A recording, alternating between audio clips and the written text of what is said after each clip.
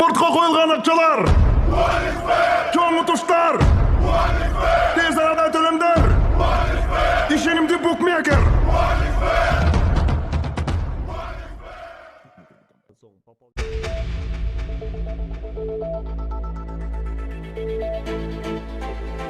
Өмірбек Бабанов таласқа барды.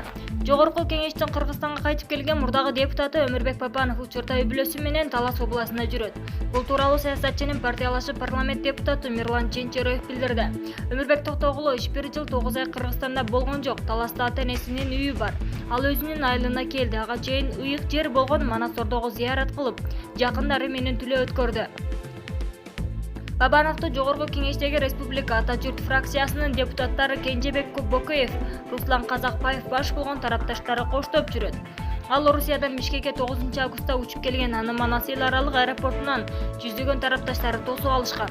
Бабанов анда кыска билдирүү жасап, буга чейин ага козголгон кылмыш иштери боюнча сурак берүүгө даяр экенин айткан. Мунун алдында улуттук коопсуздук боюнча мамлекеттик комитет Бабанов Кыргызстанга келсе, мыйзам чегинде жоопко тартууларын жарыялаган. УКМКнын маалыматына караганда ага 2 кылмыш иши козголгон. Биринчиси 2017 жылы шайлоонун үгүт өнөктүгүндө эл алдында чыгып сүйлөгөн айрым сөздөрү конституциялык түзүлүшкө каршы келет деген негизде болсо, экинчиси бийликти басып алууга даярдык көрүү деген айып менен ачылган.